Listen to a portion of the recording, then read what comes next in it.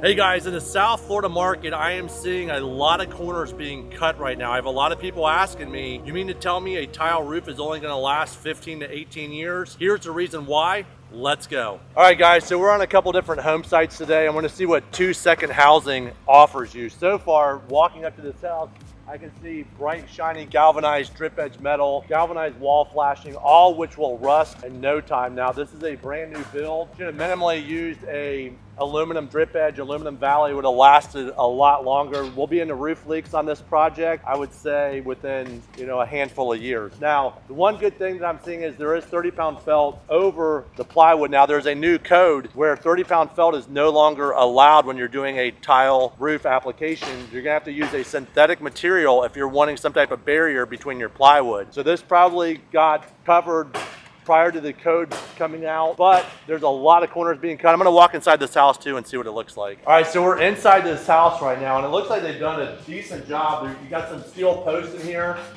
running all the way down. You can see where it's cut out. There's actually steel plates in here. That's kind of a cool feature.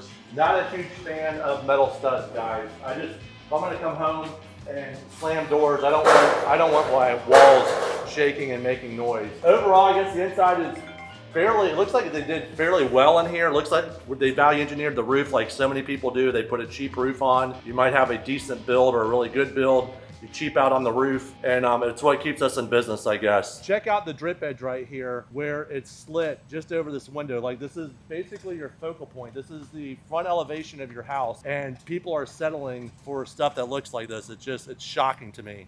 All right, now take a look at how they filled in this 2x fascia. I mean, if you're gonna do this, for crying out loud, run a 16, 18 footer and then finish it off. Why would you do this right over the garage doors? Beyond me. All right, so before I leave this development that we're in right now, I guess what they're gonna do is just paint the drip edge where the galvanized doesn't show at all. So this is basically what the final product will look like. It doesn't look bad, but you're still gonna see all those corners being cut once this is a quote unquote finished product. Now, another thing you can see is these bright, shiny gooseneck vents over here as well. Those are gonna rust out in no time.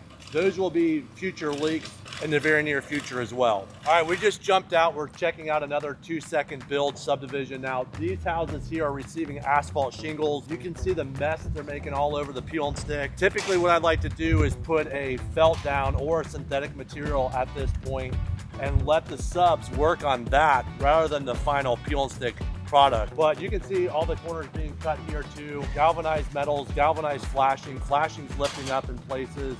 It's just, where do you buy? I'm thinking, okay, my kids older now, they're ready to buy a home, and I'm looking at a subdivision like this. I would not recommend them moving into a place like this unless they're willing to do like a full-blown remodel in like 2 years after their initial purchase. Seeing some of the things that I see today. Up here in this corner where this return is, you can see the stucco. They didn't take the time to run a stucco stop and have a nice, neat start and stop point. They just mudded it all in, packed it all in, hoping you'll never see it, I guess. And then there's stucco missing the corners where the soffit meets the fascia. I guess the painter will fix all that with his caulk gun, I guess. The paint will hide it all, and someone will move into this house and never think twice about it. What's up, guys? One of the things that I was seeing on these houses as we were driving into this community is some of the design features that just don't make a lot of sense to me. One of them is the way these little eyebrows come out over the front entry. It really makes everything feel right on top of your head as you're walking into the front door. Once you put a gutter on that, you've only got a few inches left between the left side and the right side. And it's just a design feature that, to me, seems a little bit strange and really unnecessary. All right, this next job we're at right now, they are actually, it looks like they're nailing the tile in place, which I mean is really, really bad, okay? I get it, this is a 2-second build. You wanna knock this thing out for as cheap as you can as the builder and flip this thing around and make a ton of money. But this roof is gonna fail really, really soon. All right, guys, so this roof we're on right now is Westlake peel and stick, which I like Westlake peel and stick because it does not tear easily. Unfortunately, peel and stick is thin.